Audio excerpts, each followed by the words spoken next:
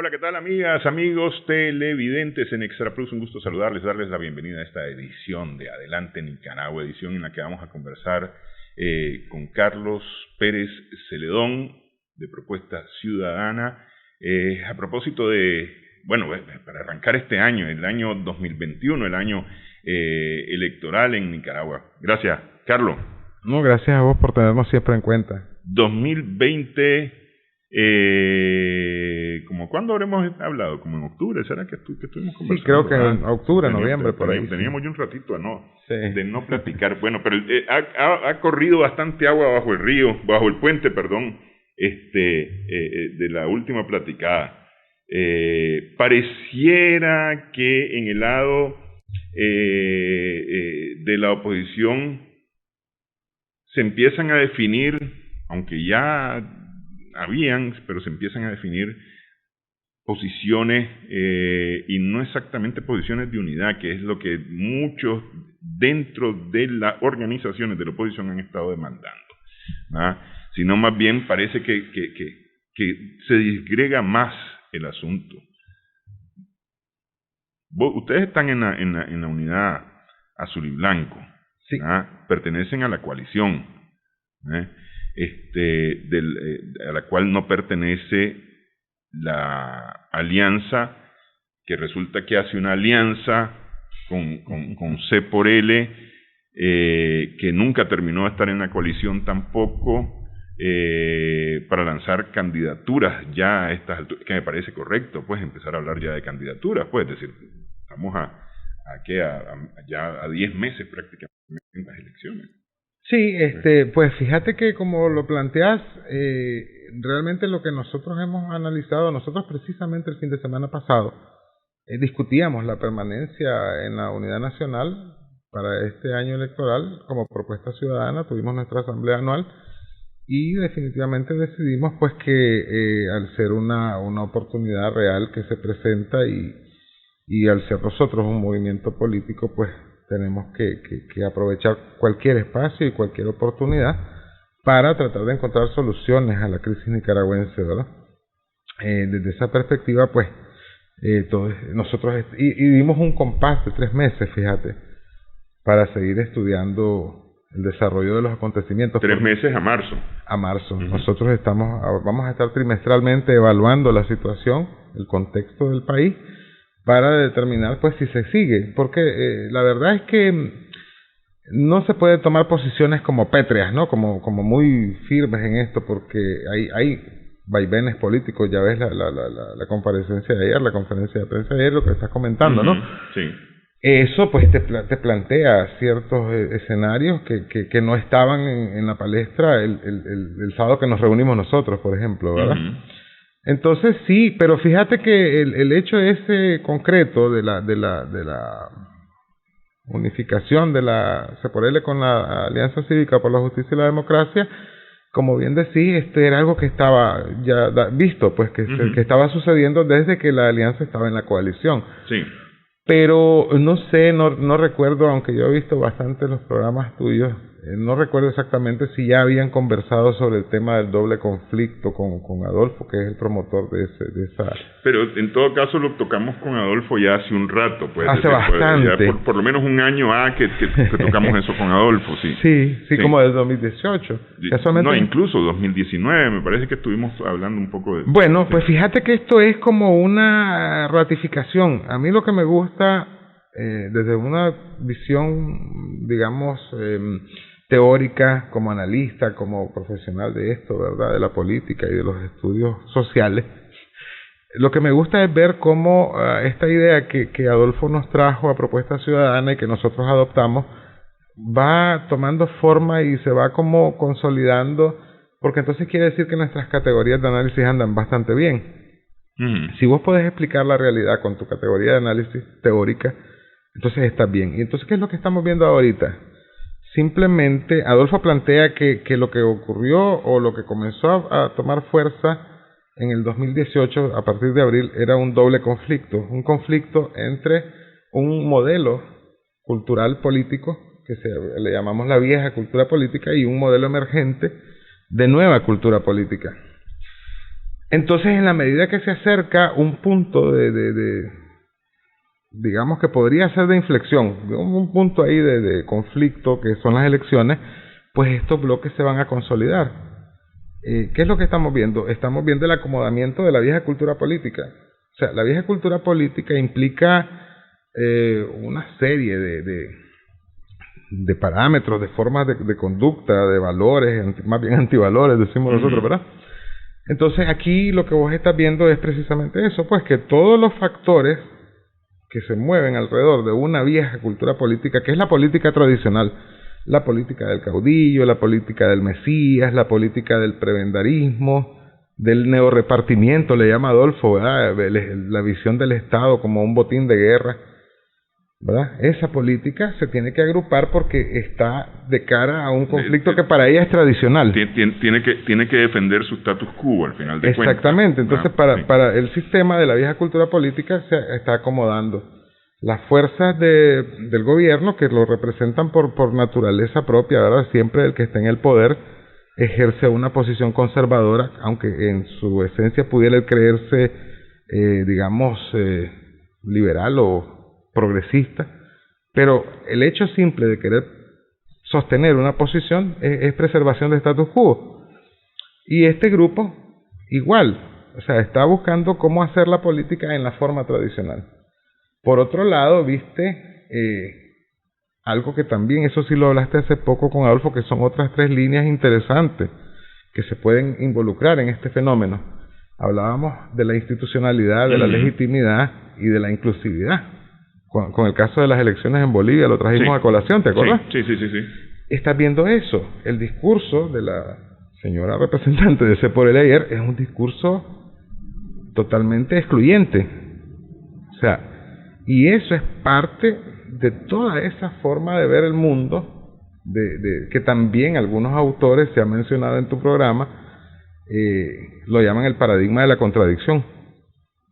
Es una construcción mental en la que para mi razón de ser depende de la inexistencia o desaparición de mi adversario. ¿Me entiendes? Entonces, esa situación, todo eso es el paquete de la vieja cultura política. Es un poco complejo, pero... Y se vuelve más complejo porque cuando vos hablas de vieja cultura política y de nueva cultura política, estás pensando, vieja cultura política son una gente que ha estado ejerciendo de una u otra forma algún tipo de influencia o poder, ¿verdad?, en los asuntos políticos partidarios, en los asuntos económicos, en los asuntos culturales, en los asuntos académicos, etcétera. Y entonces gente de edad. Espérate, entonces pensar viejo es gente de edad. Vieja cultura política son viejos. Son todos viejos. Espérame. Pero entonces nueva cultura política son todos fresquitos, jóvenes, y la verdad es que la edad no tiene nada que ver, absolutamente nada que ver con esto. Son modelos mentales. Son modelos mentales. Es un cambio de chip. Pero ese sí es no es solamente el cambio de chip, es el reseteo, sí, básicamente, hay que resetear la máquina del CPU, para poner un chip nuevo, porque no pega. El chip de la nueva cultura política con alguna costumbre de vieja cultura política no pega. Es decir, choca, crea un conflicto. Sí, fíjate que entonces, ese podría ser uno de los puntos o aspectos que ha dificultado un poquito la consolidación de la coalición nacional y de la misma unidad nacional. Porque al ser un eje transversal este tema de la cultura política, ¿verdad?, que atraviesa todos los estratos sociales. Entonces, dentro de la UNAP, aún siendo el espacio donde miras mejor representada o más representada la nueva cultura política con grupos como el nuestro, y te lo digo sin falsas modestias, pues, porque nosotros, toda nuestra esencia como propuesta ciudadana es esa transformación cultural. O sea, nosotros tenemos conciencia de este problema desde que nos constituimos, y por eso te digo, nos encantó el acercamiento con Adolfo, porque nos vino a dar como un poco más de fuerza a los contenidos que nosotros ya veníamos trabajando con sus teorías, pues con sus ideas. Entonces, hay elementos de la vieja cultura política dentro de la UNAP y dentro de la coalición nacional, gente que te hace un contrapeso, pero que al mismo tiempo, y aquí viene el otro paradigma confrontado, es propio del paradigma de la diversidad, que es el paradigma de la diferencia, el paradigma que piensa que deben de coexistir y deben de encontrar la forma de trabajar juntas las distintas posiciones, los distintos modelos mentales. Sí, pero es que a mí me parece que hay un asunto ahí que tiene que ver con los modelos mentales, efectivamente, pero los modelos culturales en este sentido me parece que sí se crea un conflicto. De alguna manera se crea un conflicto que no permite avanzar. Yo no sé si es eso lo que no permite hacer las definiciones que desde hace rato mucha gente le está pidiendo a la coalición, por ejemplo, porque vos me hablas de la coalición, entonces a la coalición le están pidiendo hacer definiciones, y me parece que continúan patinando al grado que llegamos al 2021, año electoral, y todavía no hay una propuesta de gestión de la administración pública para futuro de parte de la coalición. La propuesta que más suena es salgamos de Daniel Ortega. Claro. Pero espérate, salimos de Daniel Ortega, ¿para qué? Eso es facilísimo. Para poner a otro que puede ser lo mismo que se le ha criticado o más, no sé. Mira, eso es un elemento de la vieja cultura política. Sí. Es que te digo, es bonito el análisis que ha hecho Adolfo y que nosotros pues nos hemos apropiado ahí muy atrevidamente, ¿verdad? Pero eso es providencialismo. O sea, resolvamos el hoy y no importa, mañana vemos qué pasa. Sí. Eso es providencialismo y es muy propio de la vieja cultura política. Salgamos de Daniel Ortega y después resolvemos el tema económico. El económico no importa hoy. Dios mediante, si Dios quiere, Dios primero. Eso está en nuestro vocabulario cotidiano de todos y todas los nicaragüenses. Es eso. Entonces ellos dicen, el problema ahorita es esto, salgamos de esto y después veremos qué pasa. Entonces eso es parte del problema que hay, pero en digamos en la coalición nacional, como te digo, hay distintos sectores y hay gente que está trabajando. Hace poco se presentó un proyecto de programa por un grupo de profesionales independientes, casi todos miembros de distintas organizaciones de la Unidad Nacional, no por encargo, nada de iniciativa propia, ¿verdad? Son 190 y pico de páginas y está bastante bien, fíjate, bastante aterrizado. Que tenía que ver apoyando al grupo de reformas, ¿no? No, estamos hablando de una agenda país. Ajá. Un proyecto de nación que nosotros también como propuesta ciudadana veníamos trabajando y ahorita estamos casualmente en la parte de cotejo, ¿no? Porque la idea no es, parte del problema es ese, te decía, vos llegás a una competencia por el poder con tu programa versus el programa del otro si lo tiene, que realmente y básicamente ninguno tiene programa, ¿verdad? Porque todo es cuando lleguemos miramos qué hacemos. Y entonces impones el tuyo. Y eso no es de hoy, y no es solo hablando de cosas trascendentales. Aquí, por ejemplo, con la llegada de Arnoldo Alemán se borraron aquellos hermosos murales de la Avenida Bolívar, ¿te acuerdas? Sí. Con la llegada de este gobierno se borró la fuente danzarina que había puesto Arnoldo.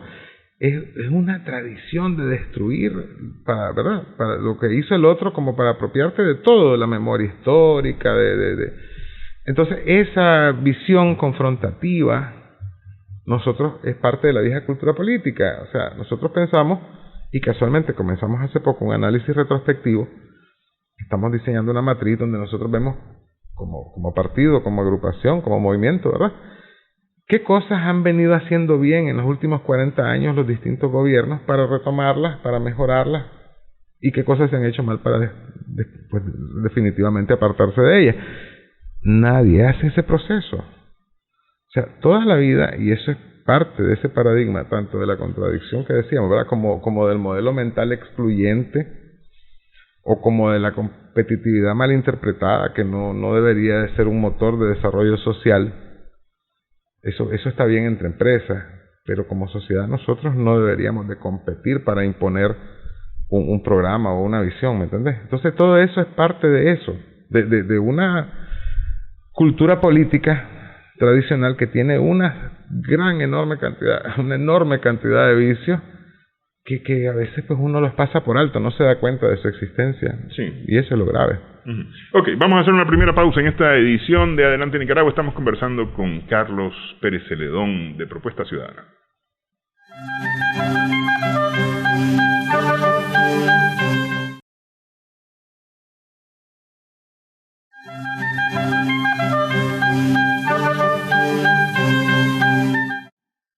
Seguimos en Adelante Nicaragua, en Extra Plus, en esta conversación con Carlos Pérez Celedón. A ver, Carlos, es que, ok, hay un conflicto entre la vieja, la nueva cultura política. Hablando con Mónica Salaquet sobre el tema de la violencia que tiene que ver, y de la violencia en todos sus niveles, en todas sus expresiones, que tiene que ver con vieja cultura política, ¿verdad? Mónica me decía que podemos trabajar el tema de violencia con una ofensiva campaña de educación que permita cambiar, no en varias generaciones, sino cambiar muy rápidamente comportamientos. Esto podría aplicarse, si la violencia es representación de vieja cultura política, podría aplicarse también a educar, a implementar, a promover nueva cultura política, no en varias generaciones, sino en un tiempo bastante más corto. Pero bastante más corto no son los próximos 10 meses, me parece a mí, a como veo la situación en este momento en el país. Las estructuras en general no están tan permeables para permitir esto. Fíjate que a mí me da una gran tristeza, y fuera de cámara, cuando estábamos comenzando a platicar, te decía yo que uno de los principales problemas que tiene Nicaragua, la sociedad nicaragüense, es la mediocridad de sus élites. Y te decía yo que no se trata de la élite política, se trata de la élite económica, pero también de la élite intelectual, de la élite académica, porque esta discusión es súper interesante. Mira, me imagino que platicaron de una idea que la maneja Johan Galton, creo que se llama, que él lo dibuja como un triángulo de la violencia. La violencia que vos ves, la violencia visible, tiene dos raíces que son como un iceberg. Vos ves la puntita, vos ves violencia contra la mujer, vos ves los femicidios, vos ves las pandillas, ves un montón de fenómenos sociales violentos que tienen en realidad origen en dos cosas enormes, la violencia cultural y la violencia estructural. Esta es la idea de Galton. ¿Cuál es la violencia estructural? Bueno, la represión. Esta policía por todos lados, que no te deja caminar, que si vos salís con una bandera te garrotean. Esa violencia estructural, y que no solo se refiere a eso, también a otro montón de cosas. Porque la violencia, vos sabes que hay de muchos tipos, simbólica. Con la Mónica decíamos que la parte cultural tiene que ver con el machismo. No solamente el machismo, eso porque lo estamos como un poquito jalando, pero cultural es todo. Pero la chancletoterapia. Pero es que justamente ella piensa en el machismo como tener el poder, es decir, que haya un poder, ¿verdad? Entonces eso te lleva a la estructura. Entonces el poder debe mantenerse de alguna manera. ¿Y cómo se mantiene? Se mantiene a través de la intimidación, a través de la amenaza, a través del chantaje, sí, pero eso lo volvés a ubicar en la parte estructural o institucional. Por eso, pero la parte cultural... La cultural es el machismo y la estructural es el mantenimiento de ese poder machista. O la expresión esa, ¿verdad? Pero está un poquito también... Pues podés ubicarlo ahí si querés. Pero tiene que ver como las canciones viejas de los mexicanos, ¿no? Juan Charrasqueado y toda esa cosa, ¿no? O sea, con unos patrones culturales que se arraigan, que son expresiones violentas, pero que no se siente así. El perreo. El perreo. Sí. Dale las nalgas, que no sé qué, que no sé cuánto. Esa cosa que la está escuchando permanentemente la juventud, la niñez, eso es una generación de violencia cultural que se va a ver reflejada después, pues más o menos por ahí. O que ya se mira reflejada. O que ya se está viendo reflejada en acciones violentas en la calle. Entonces, esto sería o debería de ser un tema de profunda discusión y no solo de discusión en todos los ámbitos académicos. Y estamos hablando del Ministerio de Educación, estamos hablando de las universidades, ¿verdad? Este tema de la vieja, la nueva cultura política, el paradigma de la contradicción y la diferencia, todas estas cositas que nosotros platicamos acá no son objeto de discusión en las universidades. Vos no vas a ver una cátedra sobre la cultura de no violencia, cultura de paz. Y creo que hay un intento en la UPONIC. La UPOLI estaba la UPOLI tenía esto. La UPOLI tenía no sé si está funcionando todavía el Martin Luther King. Lo dudo mucho porque son fuentes de pensamiento crítico. Y cuando tenés una estructura social rígida de la que se está terminando de instaurar ahora en Nicaragua, que eso es lo triste, como te digo, eso es lo triste. La mediocridad de nuestras élites, todas, y esta dificultad para romper con estos modelos y esquemas que se están terminando de imponer. Hay espacios donde tenemos este programa, estamos platicando. Y entonces mucha gente te dice, pero ¿por qué dicen que hay dictadura y eso si estás hablando y no te han hecho nada? Bueno, yo no estoy atacando a nadie. Estoy hablando de un fenómeno y un problema. Lo que pasa es que sí hay una dictadura, pero no es lo que la gente piensa. La dictadura es una cosa más amplia y difícil que justamente evita que estos temas sean discutidos. Exacto, donde se tienen que discutir y donde tienen que encontrarse las soluciones. ¿Me explico?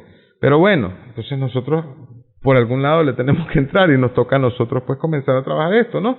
Entonces sí, precisamente se trata de eso, de violencia cultural, de violencia estructural, y entonces tenés como respuesta la violencia visible, ¿verdad? Entonces vos tenés que atacar las raíces del problema, no la violencia arriba, no es echando presa a la gente que vos vas a resolver el problema de los femicidios y de esto y lo otro. Tenés que atacar esto. ¿Y dónde lo vas a atacar? En las escuelas, en las universidades. ¿Cómo lo vas a atacar si tus profesionales, tus docentes no saben de estos temas? O sea, no saben en el sentido de a profundidad, y no tienen una metodología para abordarlo, no tienen un programa para educar en esa línea. Entonces nuestra sociedad vive esos conflictos y es grave porque una de las conclusiones a la que llegan las tesis de Adolfo, ¿verdad? En este tema del doble conflicto que comenzamos hablando es el colapso. Nicaragua ha vivido periódicos colapsos sociales, ¿verdad? El más reciente, el de 79, hace 40 años, pero da la curiosidad que como los terremotos y eso, ¿verdad? Son cíclicos, o sea, andamos por ahí, rondando por ahí, y entonces esa es nuestra preocupación, y por eso estamos metidos en esto tratando de que pues, como dice, el que tenga oídos que oiga y el que tenga entendimiento que entienda, ¿verdad? ¿Cuál es la responsabilidad real que tenemos como grupos de élite política quienes nos hemos asumido así en este momento, en este contexto? Adolfo mira casi inevitable el colapso. Así aparenta ser. ¿Es evitable el colapso? Por supuesto, está en manos de las clases políticas. En este momento está en manos de las clases políticas. Mira cuál es el problema de fondo. Pero unas clases políticas que estás definiendo como mediocres, sí es decir, que no aspiran a algo mejor. Están bien donde están y van a defender la posición en donde están. Y ojalá fuera ese todo el problema. No solo no aspiran a algo mejor, es que ni siquiera ven hacia adelante, ven hacia atrás. Si vos te fijas, uno de los motivos de diálogo es volver a antes del 2018. O sea, no es saltar el escollo o resolver el problema. No es crear un nuevo modelo. No es crear un nuevo contexto, ¿verdad? Que es lo que decíamos nosotros, por ejemplo, con el referendo y la constituyente, que sería un paso adelante.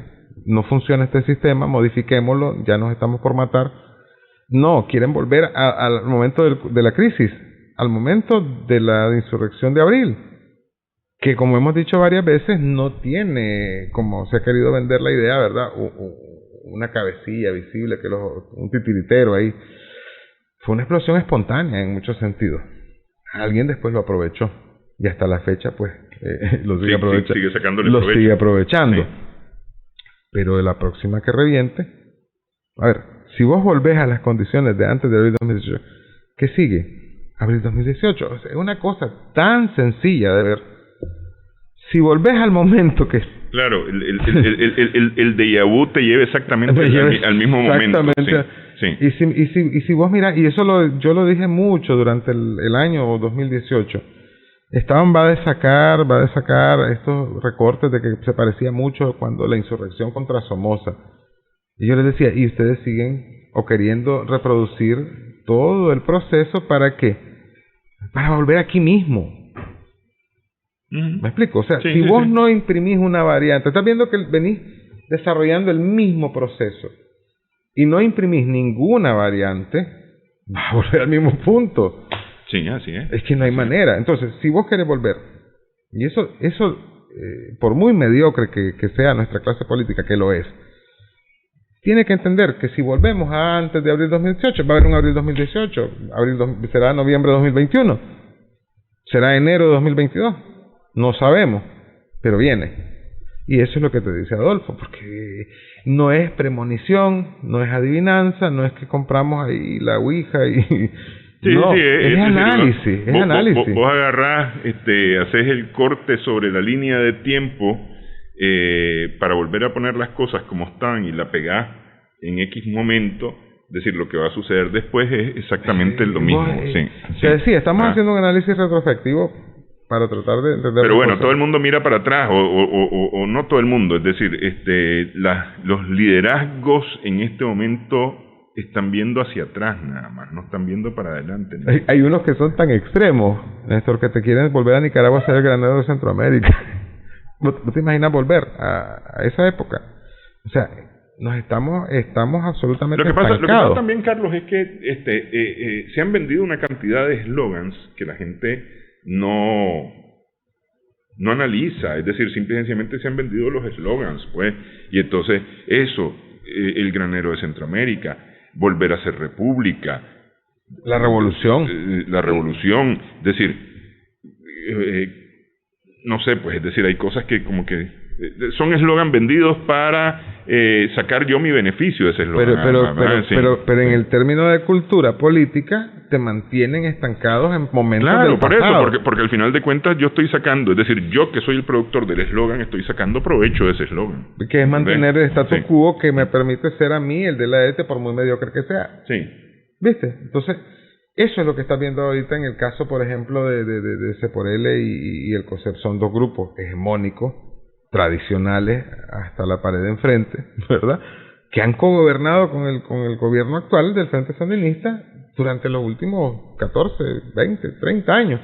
Han estado ahí. Entonces, a ellos no les conviene romper ese modelo permitiendo la aparición de fuerzas emergentes que dicen que no existimos, ¿verdad?, que lo que pretendemos es cambiar ese status quo. Pero es que lo que pasa es que, a ver, vos lo dejas solamente en C por L, pero a mí me parece que en otras expresiones No, hay más. Ahí están, pues. Hay más. Te decía, hay unos que no están ni siquiera visibles, pero que siguen siendo organizaciones, partidos o grupos pequeños o grandes. Hay un montón de gente que está fuera de todos estos espacios esperando la oportunidad para estar... No, y dentro de espacios también. Y dentro de espacios, te decía, en la Coalición Nacional tenemos un grupo que por definición, querrá o no querrá, el FDN, Frente Democrático Nicaragüense, él vive rememorando y añorando sus momentos de gloria cuando era la contrarrevolución contra el Frente Sandinista, y te y se inserta en este esquema que te digo, de ver hacia atrás, tenés un grupo que tiene que ser, aunque ellos han dicho que quieren ser seculares y laicos, y el grupo del PRD es un grupo evangélico o básicamente con mucho liderazgo evangélico. Son grupos conservadores por naturaleza, y no es malo. No estamos hablando aquí de satanizar, ¿verdad?, la visión, porque todas las corrientes ideológicas y políticas tienen su razón de ser y existir. Y al final todas suman. Y todas suman si nosotros logramos encontrar los mecanismos, que es el paradigma de la diversidad, para empujar un carro en una misma dirección. No que agarre alguien el timón lo lleve a la dirección que él quiere. No. Y ahí es donde hace falta la visión de país. Ok, vamos a hacer pausa. Mira, los liderazgos no solamente están estancando las situaciones, sino que quieren llevarlas hacia atrás. Y mientras tanto la gente,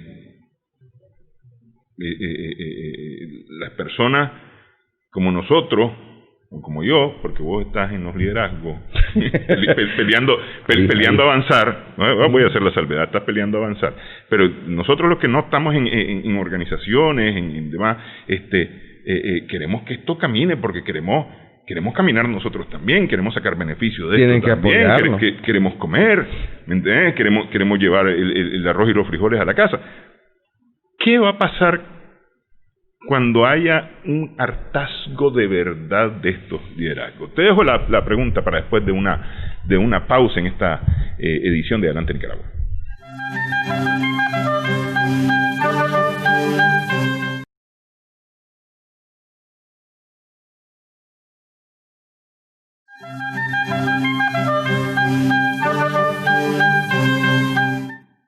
Seguimos en esta conversación en Adelante Nicaragua con Carlos Pérez Celedón.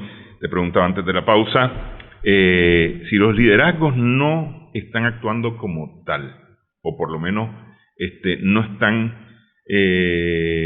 llevando a avanzar, sino que tienen estancado, incluso retrocediendo las cosas. ¿Qué va a pasar con la gente en general? Es decir, ¿se va a acomodar a ese liderazgo y va a seguir ese liderazgo? Pues mira, ahí hay las mismas dos opciones que te decía, ¿verdad? Una es la de esta que nosotros llamamos apatía, permanecer ahí calladito y esperar a ver qué pasa, y eso nos llevaría a una muerte lenta. Está la otra posibilidad, que es tal vez desgraciadamente la más probable, que ante la insatisfacción de las necesidades, esto es obvio, aunque lo querrás tapar, con lo de la pandemia, con la falta de empleo, con el encarecimiento de todo, con el gobierno buscando de dónde sacar dinero con más impuestos y más impuestos. Por ahí leí que le están cobrando a los pescadores artesanales una licencia, una matrícula, y me imagino que van a comenzar. O sea, el Estado, y ya no hablamos del gobierno, ¿verdad? El Estado tiene que encontrar cómo sostenerse, y el gobierno como administrador del Estado pues tiene que cobrar. Y bueno, entonces el estallido social pareciera inminente, porque como te digo, si no hay un acuerdo entre las élites políticas, si no hay un acuerdo económico, si no hay una concertación real y no hay respuesta a los problemas de la gente no le importa quién está en el poder. Del mismo modo que no puede haber un abstencionismo elevadísimo, pero eso no impide que haya una explosión social, como pasó en abril. Okay. Con vos conversamos ese tema en algún momento, y vos decías que ni siquiera se requiere que un 10% de la población... menos que 5. Sí, se manifieste por algo para crear un movimiento. Y que esto sea sostenido.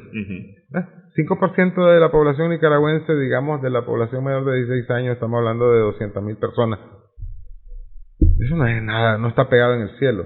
Y con la crisis que tenemos, si estamos hablando de que han salido al desempleo casi 400,000 personas. Porque es decir, es que con eso a mí lo que me queda es que si aquí no encontramos un punto de acuerdo que permita empezar a resolver. Fíjate que bien, ni siquiera estoy pidiendo que resolvamos todos los problemas del país, porque yo soy partidario, y todo el tiempo he sido partidario, de una gran concertación nacional, de un gran diálogo nacional, de un gran acuerdo nacional, que defina qué país queremos ser y para dónde lo queremos llevar. Ese es el ideal. Ese ha sido lo que yo he planteado todo el tiempo. Sin embargo, en este momento yo lo que digo es que debe haber un acuerdo mínimo que permita que el que resulte ganador de las próximas elecciones, bueno, primero que vayamos a elecciones y después que el que resulte ganador de las siguientes elecciones, que esas elecciones sean creíbles. Por eso digo, primero que vayamos a elecciones, y después que el que resulte ganador de esas elecciones, sea cual sea, pueda gobernar para buscar un acuerdo nacional, o pueda guiar a un acuerdo nacional, a una concertación nacional, a un diálogo nacional. Fíjate que no, Néstor. Yo creo que en el discurso de comandante Ortega mencionó algo de primero las elecciones y después el diálogo. No funciona. No funciona porque, como parte de nuestra vieja cultura política, ¿verdad? Nosotros somos excluyentes, lo dije cuando hablamos de esta conferencia de prensa de la señora de Ceporele. El que gana se cree con poder para aplastar al otro. Y eso es lo que estamos viviendo. Y no con este gobierno, lo vivimos con el gobierno pasado y el antepasado y el preanterior. Te decía, en cosas tan pequeñas como borrar un mural, como mandar a botar una fuente, como cambiar el programa de educación del MINET. O sea, es desaparecer al otro. Entonces no es cierto, el que gane este proceso electoral de noviembre de este año se va a asumir como que tiene un mandato para hacer lo que le ronque, y no es cierto. Entonces el acuerdo, si se quisiera realmente estabilizar la situación y buscar como decimos, el inicio de la salida, es ahorita. ¿Cómo vamos a llegar ahí? ¿Cómo se va a jugar ese juego? O sea, vos no podés ir creando las reglas del juego dentro del juego. Sí, correcto. No es que ahora te metí en una zancadilla. La zancadilla está permitida. ¿Te acordás? Es que no lo hablamos. Es que no lo hemos arreglado. No, las reglas van antes. Parte de los tres elementos. Por eso es que yo te digo, un acuerdo que permita que vayamos a elecciones. Ese es lo primero y el básico. Pero es que además que sigue, tiene que estar por eso, luego tiene que venir un acuerdo que permita que el resultado de las elecciones lleve a trabajar un acuerdo. Por eso nosotros lo vemos tan claro, Néstor. ¿Vos crees que en estos 10 meses que faltan para noviembre,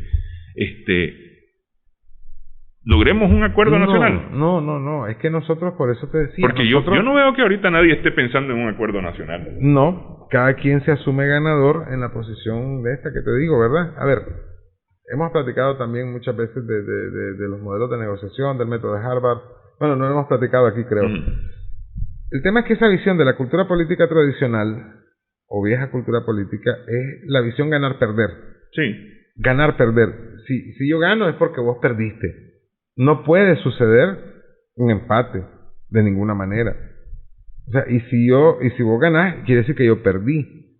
Entonces, ese mecanismo, esa forma de ver lo social y la competencia electoral en particular, es desastrosa.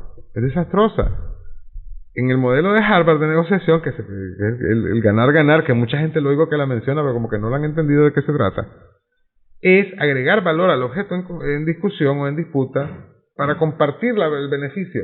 Eso es ganar-ganar. Claro, lo que pasa es que aquí se mira ganar-ganar como que te voy a ganar 2 veces y vas a perder 2 veces. Sí. Es como, ¿verdad? El ganar-ganar es, yo quiero esto, pero vos también lo querés. ¿Para qué lo querés? Para venderlo. Vendámoslo, pero fíjate que si yo le agrego esto, lo vendemos más caro y ganamos más los dos. Eso es ganar-ganar. ¿Qué querés vos? Una sociedad que se proyecte hacia el futuro, que venga inversión extranjera, espacio para que los muchachos tengan más opciones de empleo, más oportunidades de empleo, una mejor educación. Todos queremos eso y ganamos todo. ¿Me explico? Pero mi pregunta es, ¿todos queremos eso realmente? No, es bien triste, ¿verdad? Sí. A ver, y como dijo aquel norteamericano, es la economía, estúpido, le dice.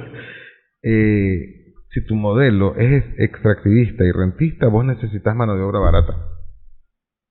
Si tu modelo no es tecnologizado, si tu modelo no tiene industria, no tenemos tecnología, no agregamos valor a nada, ¿qué tipo de empleo necesitan los empresarios nicaragüenses? Esto no es política del gobierno, esto es un modelo económico. Entonces, ¿qué tipo de profesional necesita Nicaragua ahorita? cortadores de café, que mira los rubros. A ver, ¿cómo te das cuenta de qué tipo de profesionales? Mira los rubros de exportación, porque como vivimos de lo que vendemos afuera y nuestra economía interna es insostenible, que no es el caso de los países europeos, donde vos vas a ver que la economía alemana, la economía francesa, el 90-95% es interna. Ellos se mantienen de su movimiento interno económico. Pero es el modelo que tenemos. Entonces nosotros vivimos de lo que, y de las remesas, el 10% del PIB son remesas. Entonces vivimos de exportar mano de obra, de exportar cerebro, ¿verdad? Y exportar toda la materia bruta. ¿Qué tipo de mano de obra necesitas? Si vendemos carne, vendemos oro, vendemos café. Imagínate qué tipo de mano de obra necesitas. Y la otra que tenemos, la zona franca, andate a la página de ProNicaragua y te dice que una de las ventajas comparativas de nuestro país es mano de obra joven, sumisa, inteligente y barata. Viene una zona franca, ¿qué tipo de inversión trae? Una que explote ese tipo de mano de obra. Y ya, ahí lo tenés. Y entonces Intel se va para Costa Rica, y lo comentamos en algún momento. Sí. Entonces es eso, ¿verdad? Entonces si tu élite económica es mediocre, tu élite académica es mediocre, y tu élite política es mediocre, ¿qué futuro te espera como país? Entonces de ahí viene todo este asunto, ¿verdad? Es la economía, es plantearse otra visión de futuro, esa economía donde ganemos todos y todas, esa economía donde se mueva el dinero, donde el inversionista quiera venir a poner su plata. ¿Qué necesita un inversionista? Necesita estabilidad, sobre todo, que las reglas estén claras, que no va a aparecer una escritura en el registro público sobre una propiedad que vos compraste de buena fe y que ahora aparece que resulta que le pertenece a otra persona. ¿Me entendés? Entonces esas cosas tenemos que garantizarlas, y eso solo se puede lograr tomándonos en serio como país. La institucionalidad, la famosa institucionalidad. Entonces ahí tenés siempre los tres elementos en juego. Volvemos. Institucionalidad, que es ese marco legal, la regla del juego. ¿Cómo vamos a construir esto? ¿Cómo hacemos para que los observadores internacionales vengan y vean que el que ganó, ganó? Legitimidad, que la gente crea eso también, nuestra gente interna crea que el que ganó, ganó, y que el proyecto que se aprobó fue este. Y la inclusión. Son los tres elementos, y lo volvemos a repetir. Y la inclusión, el hecho de que yo llegue al poder, para nada significa, de ninguna manera significa que voy a comenzar a meter la escoba en todos lados, el que me saque la magnífica, porque magnífica han tenido desde Somoza hasta la fecha. ¿Vos sabés lo que le llaman la magnífica? Sí, claro. El aval partidario. Alemán te daba tu carnet, vos entrabas a trabajar y te quitaba el 5% del salario. Sí. Para mantener el glorioso Partido Liberal. Y actualmente se hace, no sé si les quitan porcentajes, la verdad no sé. Pero es la tradición y es vieja cultura política, un repartimiento del Estado a manera de botín de guerra. O sea, ganamos, todo esto es nuestro, lo repartimos, tomamos aquí, agarramos allá, cargos, puestos, esto, prebendas, dinero. Sí. Es que en la fórmula ganar, no se divide lo que se gana, se puede multiplicar. Es que exactamente, se multiplica la ganancia y se distribuye la utilidad. Se puede multiplicar. Y eso es lo que a veces no vemos, porque hay una visión muy corta, y aquí se ha hablado mucho de esa corta visión de querer sacar ya réditos de lo que estoy haciendo, ¿no? Y eso tiene que ser ya. Es decir, aquí no estamos pensando ni a mediano ni a largo plazo, estamos pensando de que ya. Y entonces, para hacerlo ya, te voy a fregar.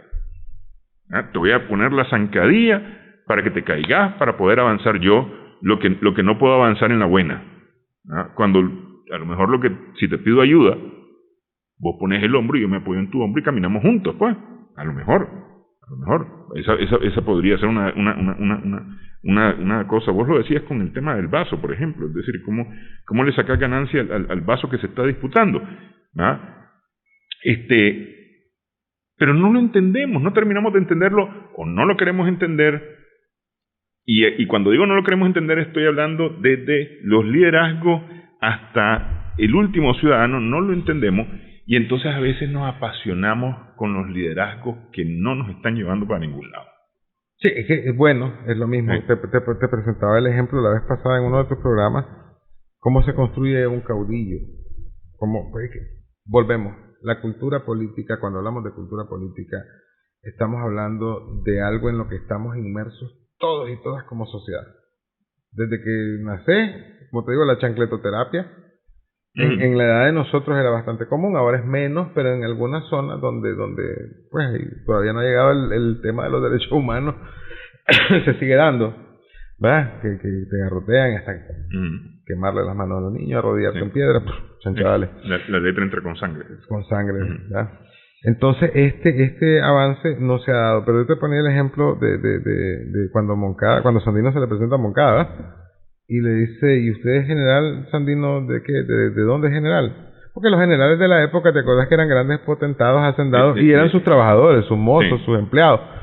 Esos eran los ejércitos. Porque tenían una tropa, eran generales pero porque tenían una tropa. Normalmente era... Y la tropa efectivamente eran los empleados de su finca, de su hacienda. Su gente, pues, sus mozos y eso. Entonces, este caso de Sandino rompe ese esquema en el sentido de que cuando le preguntan, Sandino, o sea, que no era un potentado, no era un hacendado, y le dice, Moncada, ¿usted es general? ¿Quién lo hizo a usted general? Y él le señala a sus tropas, pues mis hombres, le dice, ¿verdad? Y ese es el clásico modelo del caudillo, ser caudillo no necesariamente es malo, es una forma de organización que hemos tenido y es tradicional. También te comentaba lo de las tribus y los clanes. O sea, el problema de Nicaragua no es el comportamiento tribal, que hasta puede ser socialmente beneficioso para un colectivo. O sea, una manada de búfalos atacada por un león, si se defienden en grupo, el león, y lo hemos visto en algunos videos en YouTube. Entonces, ser masa y trabajar como grupo es bueno. ¿Qué es lo malo? Que los nicaragüenses no nos movemos como la misma tribu. ¿Ves? Si fuera la tribu Nicaragua,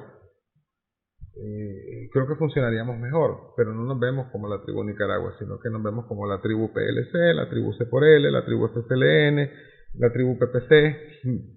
Nosotros estamos tratando de romper ese esquema, pero somos un grupo con nuestra visión. Un poquito la diferencia es que nosotros estamos claros de todo este contexto y de todo este entorno y lo queremos transformar. Que en eso es lo que tiene razón la señora Monterrey. Aquí todos tenemos los mismos colores, todos somos azul y blanco. Ella dice que todos somos azul y blanco. Después dijo algo más, pues, pero es decir, en ese sentido de que todos somos azul y blanco, todos pero somos incluyendo a los rojinegros. A todos, yo digo todos, yo digo vos, todos. Sí. Ella no. No, pues bueno. Ella se refiere, la oposición somos azul y blanco. Bueno, pero yo digo todos los que hemos nacido en este país, todos correcto. Los que hemos nacionalizado, si ella todos los dijera, que estamos aquí. Si ella lo dijera en ese sentido, sería correcto, totalmente correcto. Desgraciadamente no es así. Los azul y blanco, y esto pues me van a apedrear, nos asumimos como una tribu aparte de la roja y negra y volvemos al punto, no como la tribu de los Nicaragua, y eso se tiene que corregir tanto de un lado como del otro. Sí. No, los puchos, los golpistas, los sapos, qué sé yo, ¿verdad? Eso no debe entre nosotros de ser parte, esa es la cultura, esa es la violencia cultural que te decía. Esa es violencia cultural, no es estructural. Ahora, hay un tema ahí que tiene que ver con el ser y el hacer, ¿ah? Que me parece que en ese sentido hay una contradicción tremenda en todas las propuestas que hay en este momento, en el ser, lo que definen, lo que dicen que debe de ser las cosas y lo que se está haciendo. Que si te parece lo vamos a dejar para en otra ocasión, esa conversación, porque ya aquí me hizo producción señas. Nos están haciendo ojitos. Que estamos ya en tiempo. Quiero agradecerte, Carlos. Dejamos ese tema ahí en pendiente. Por supuesto. De todos modos, yo sé que por ahí vas a empezar vos a discutirlo en tus redes. En mis redes. No, te agradezco mucho, ¿verdad? Y espero que miré tu video de finalización de año y las intenciones que tenés de que este programa avance, tu canal desarrolle, y yo te deseo lo mejor, que no la verdad. El canal. Fíjate que nosotros no estamos apostándole al canal, estamos apostándole al país. Por supuesto, es que a eso me refiero. Viste, tu proyecto se inserta y si funciona, se inserta en toda esta dinámica, y si funciona todos vamos a mejorar. Eso es ganar. A mí me interesa que tu proyecto funcione y que sea exitoso, porque de esa manera va a funcionar otra parte del engranaje y otra parte del mecanismo social. y entonces todos vamos a mejorar juntos Claro, y juntas. que esa es la idea, de que todos cambiemos juntos para mejorar juntos. Sí, gracias, hombre. Gracias, Carlos. Estamos platicando. Gracias a nuestras amigas, amigos televidentes por su sintonía en esta edición de Adelante Nicaragua. Esperamos que el programa haya sido de provecho para ustedes.